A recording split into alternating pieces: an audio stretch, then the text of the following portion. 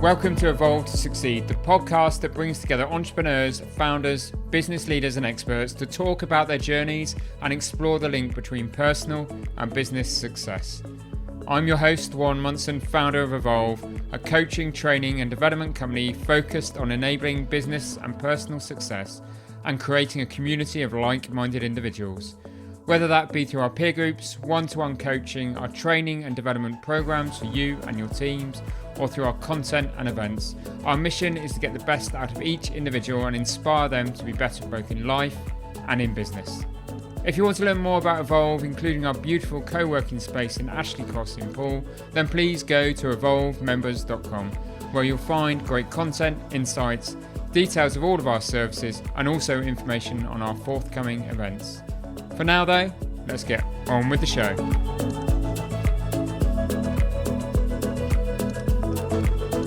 Welcome to this week's episode. Today I'm going to have a look at 3 articles from the Evolve blog that I think are worth discussing in greater depth and length. For our newer listeners, these article reviews are something I like doing every few months because we've got some great content on our website, evolvemembers.com, and part of our mission as Evolve is to inform, inspire, and drive your business and personal growth with the content that we release on a weekly basis. On this episode, I'm going to cover 3 written articles entitled Why Founders Often Fail as CEOs, Is Your Mindset Stopping Your Growth? And here's How to Sacrifice Better. I hope you agree, 3 fascinating subjects. So let's get started.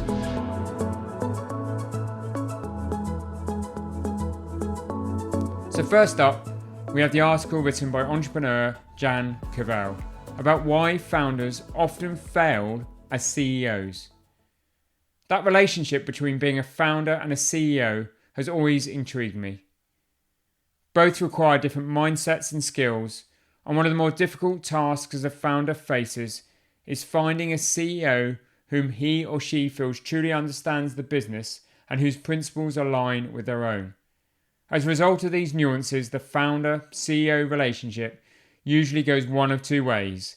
They end up working in perfect harmony with a kind of intuitive understanding that drives the business forward, or it simply doesn't work at all. In the latter instance, the fallout can not only be inconvenient, it can burn bridges and threaten the health of the company and really affect the culture of the business. It's for this reason that founders are either really reluctant to get a CEO on board or take a very long time filtering out and finding the perfect candidate. Of course, as a founder, it's likely there'll come a time when you need a CEO. In fact, it's a very good sign if you need a CEO or managing director because it means your business has grown to such an extent that you need another person to take the helm while you focus on all the other things that come with growth.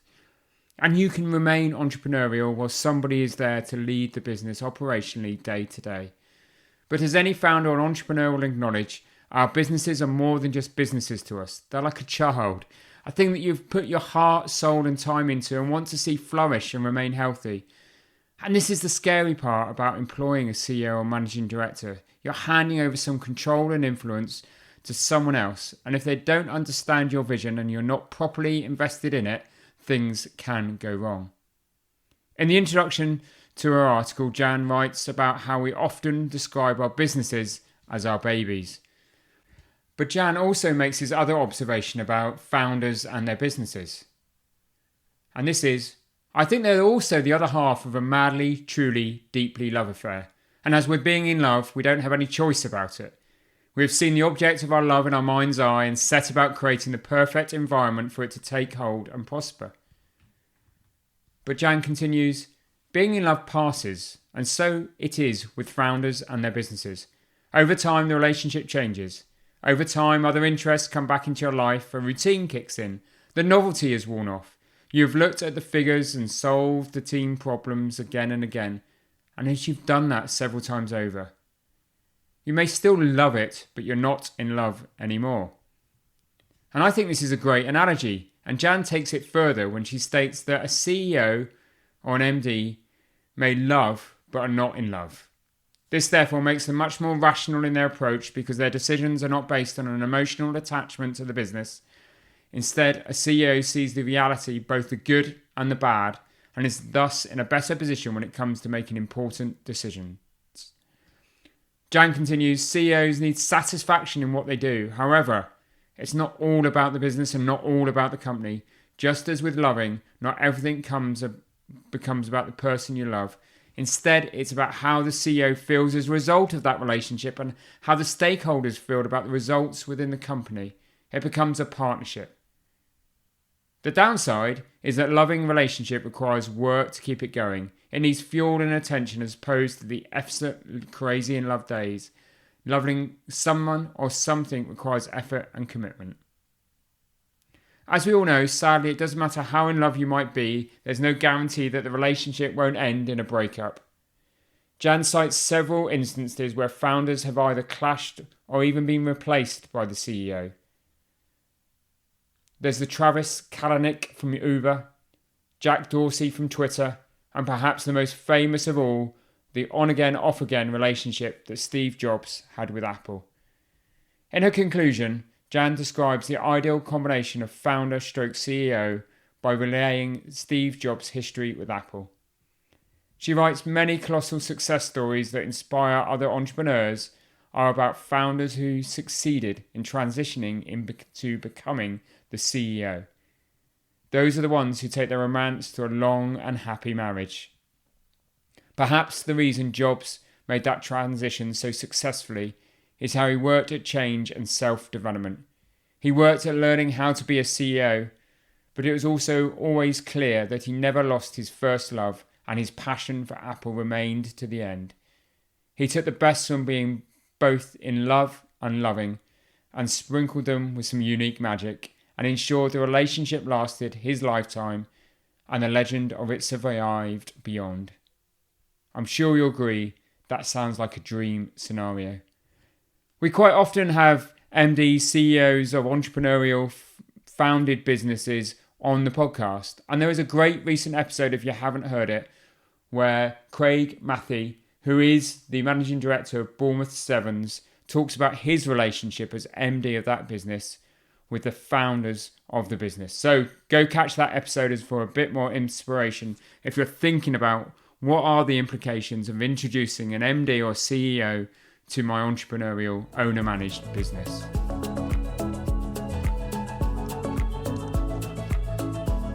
The next article I'm going to look at was written by Ollie Phillips and is entitled, Is Your Mindset Stopping Your Growth? Anyone who knows me knows that personal development is a passion and priority of mine. Not only am I committed to the benefits of learning new things and challenging myself, a dedication to personal development is part of what drives our peer groups, and it is also something I've always been keen to embrace and support within the teams I've led. One of my mantras with the teams that I lead is that everybody in the business needs to have a growth mindset. Now, one of the greatest assets for any founder is a team member who from the outset displays a desire to further themselves and wants to be challenged with new tasks and responsibilities. Personal growth, however, requires dedication, sacrifice, and habit creation, things that many people struggle to maintain. And we've all been guilty of this waning commitment at some point or another. Whether it's something like pursuing a new hobby or trying to change your diet. But I'm sure all of you listening to this podcast have also experienced the pleasure of challenging yourself with some difficult task and then succeeding. When this happens, you feel like you've broken through to a new level of understanding about yourself and indeed your limits. But why do we find something new so challenging? In his article, Ollie takes the two most common factors as being fear and laziness and a lack of motivation. But by recognizing these traits in yourself and learning where they stem from, you can learn to overcome them and become more dedicated, becoming what Ollie terms a lifelong learner. Of these benefits, he writes, being a lifelong learner can cause long-term alterations in the brain areas related to attention and concentration. People who learned a new skill over a 3-month period exhibited an increase in their long-term memory, according to a study by Denise Park of the University of Texas at Dallas's Center for Vital Longevity. Lifelong learning will boost your confidence. When we realize how capable we are of learning something new, we gain confidence in ourselves especially in situations where we may lack prior expertise, because we know we can always learn. As a result, we'll be more motivated to learn new things and open ourselves to new experiences. Lifelong learning will help you find new growth opportunities, both in your personal and professional life. When we adapt a lifelong learner mindset, many of our beliefs and behaviours will also change. For example, suppose there is a new skill that will allow you to opt for a new opportunity, whether it is a promotion, a new job, or even an increase in your salary in your current position. By willing to learn whatever it's required, we're allowing ourselves more opportunities in life. In short, a conscious dedication to lifelong self-improvement ensure we become the best version of ourselves both at home and at work, and both physically and mentally. But as mentioned, this kind of dedication can be challenging. So Ollie lists 5 things you can do to alter your mindset. These 5 things are: 1. Switch your thoughts. Ollie writes, we're starting to realise how significant our thoughts are, and even better, we realise that we can change them. So if you want to change your thinking, start paying attention to the negative thoughts that arise when you're confronted with a new learning challenge, and replace them with positive ones. 2. Take into account the opportunity cost. Whatever decision you make, you're missing something else, Ollie writes. So the next time a new learning opportunity presents itself and you start making excuses, consider what you might miss out on if you don't master that new talent. At this point, Ollie cites the example of business owners and managers who have pushed back against the new hybrid working model. He says that their refusal to adapt will have consequences not only for themselves but for their company, because they'll likely lose their best talent to more flexible companies, and they'll also struggle to bring new talent into an environment that seems backward. Ollie's 3rd recommendation is to replace your lack of interest with curiosity. He writes, not everyone is interested in the same topics, and a lack of interest will certainly make learning more challenging, if not impossible. If you don't have a choice, for example, learning a new CRM system at work, try to spark your interest by identifying other advantages associated with the learning. To use the CRM system as an example, you may not be interested in it now, but consider how much time you'll have once you've learned it and you've implemented it to do other things you prefer. The 4th tip is to embrace the unknown, which is difficult for us humans because we are biologically programmed to be wary of unknown outcomes. It's part of that survival instinct. But of course, it creates a block in the modern world where we don't have to consider whether there could be a lion around the next corner. So train yourself to push through this fear by looking at uncertainty with a sense of excitement rather than trepidation. Ollie's final pointer towards enhancing your growth mindset is to accept your vulnerability. He writes, one of the main reasons for not learning new things is that we don't want to look like beginners or look like a fool. All of these are linked to our fear of being vulnerable. However, showing vulnerability has more benefits than we may think. For example, if you're a leader, showing vulnerability within your team can increase creativity, innovation, and collaboration. No one is perfect, and seeing our leader as a person who doesn't know everything gives us the courage to admit mistakes ourselves, to speak up about new ideas, or to ask questions that can enhance our results. So the next time your mind tells you about the negative aspect of vulnerability, you can switch these thoughts and replace them with all those positives outcomes you may gain from it.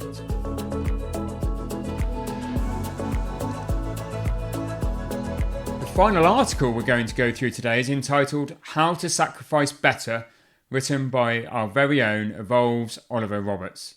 I think we can all acknowledge that anything worth doing requires sacrifice. If you want to excel at something, you're going to have to make some compromises. Unfortunately, there is simply no way around this. And as any founder, entrepreneur, business owner or leader will attest, starting and running your own business or organisation asks you to make sacrifices that you could never have conceived of when you started that journey. Definitely something that I relate to. Whether it's the demands on time spent with your family and friends, having to cut back or even completely stop certain hobbies and pastimes. And unless you're very, very disciplined, there are sacrifices you'll make on your mental and physical well-being as well. However, I think that as we become more experienced and a little wiser, we learn how to sacrifice better. Of course, this isn't always possible. When you're starting a new venture or things get challenging, keeping the business afloat is inevitably going to require some extra hard sacrifices from you. But this is hopefully will only be a temporary thing. But when things are relatively stable, it's vital that we constantly assess the sacrifices we're making away from the business and tinker with those sacrifices to make sure we're not over-sacrificing or under-sacrificing, if that makes any sense. It's about balance. Oliver writes, the question is, what do you sacrifice? This is something you really should sit down and consider, because too many entrepreneurs, when wrapped up in the excitement and stimulation of starting a business, can either end up sacrificing too much or sacrificing the wrong things. The result, losing important relationships, missing potentially memorable moments, burnout, and being left in the unenviable and silly position of achieving your personal dreams but feeling miserable and lonely. Not good at all. Then he concludes, one way to stop this is to get conscious about your sacrifices. Write down, in order, what you're willing and not willing to sacrifice to stay on your path and ensure your journey and destination are pleasant and harmonious rather than ruinous. Oliver then poses two questions. Ask yourself, when writing these things down, you're willing or not willing to sacrifice. The first is, what do I value? How do you assess what you truly value? Oliver says you should ask yourself these things you'd miss if they were taken away from you, and don't think too much about it because they defeat the purpose of the exercise. The things that you first flash into your mind are likely going to be the things you value most. Why don't you try that now? Just pause. Take a few seconds to reflect on those 3 or 4 things that you'd really miss if you didn't have them. What did you come up with? And I just thought, as I was recording this podcast, I'd come up with some of the things for me that I would miss. They are family, health, having time to create opportunity, and the ability to have fun along the way. So knowing these things that you truly value, while also knowing you're going to have to sacrifice them in some way from time to time, or in some way or another, Oliver suggests taking this to a further stage with the following. When considering what to sacrifice, write down the 10 things you most value in the order of their value, and see if you're able to portion more time to the top ones and less to the others. Of course, these things we place value on change over time, so that you prioritise will change with it.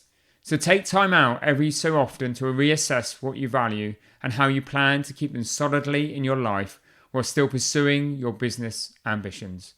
The second question is a big one, and honestly, it's probably the question I ask myself most often, and that is, how can I make more time? Yes, I know we're all proportioned the same number of hours in the same number of days, but I think you'll agree that sometimes or often it doesn't really feel that way. Think about how many times you've started a day with all the good intentions to complete specific tasks and attend to all of your appointments, and not even halfway through you look at the time and you just know you're not going to fit it all in despite that careful diary planning. Of course, this doesn't just apply to our work days.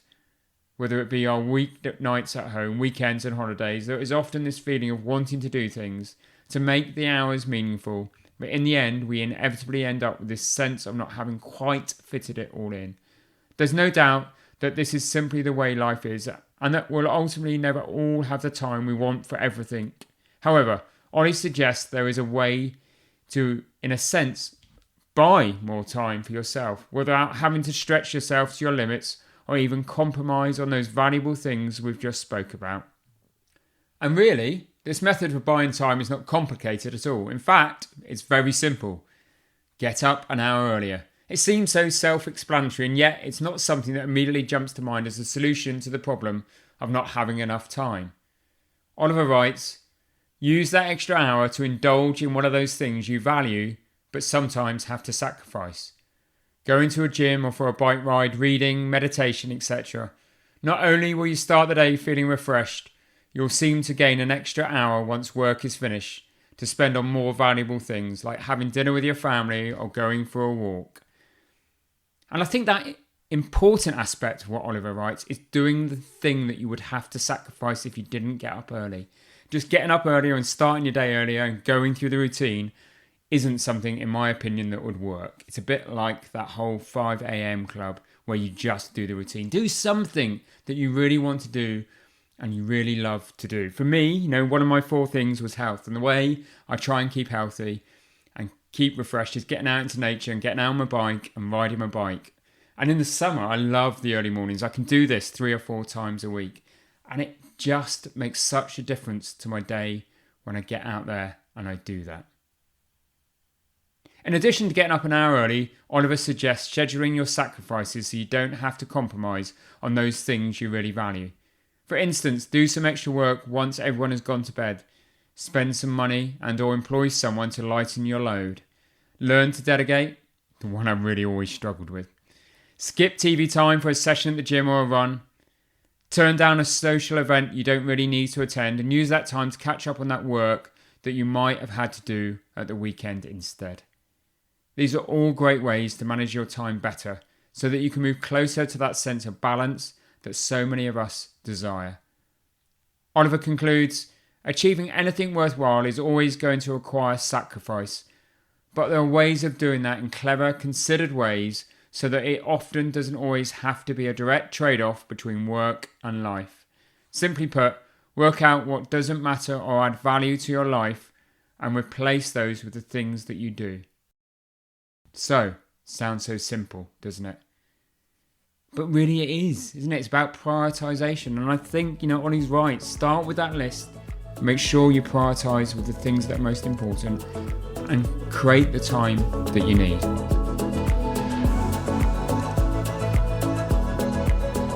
Thank you for listening to the Evolve to Succeed podcast. My hope with every episode is that you've learned something new or heard something that challenged your way of thinking and further motivated you on your path towards becoming a more knowledgeable, informed and inspired individual and business leader.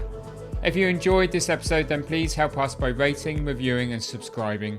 We really value your feedback and would love to have you along for future episodes. And please don't forget to learn more about Evolve by going to evolvemembers.com. Thank you for listening. See you next week.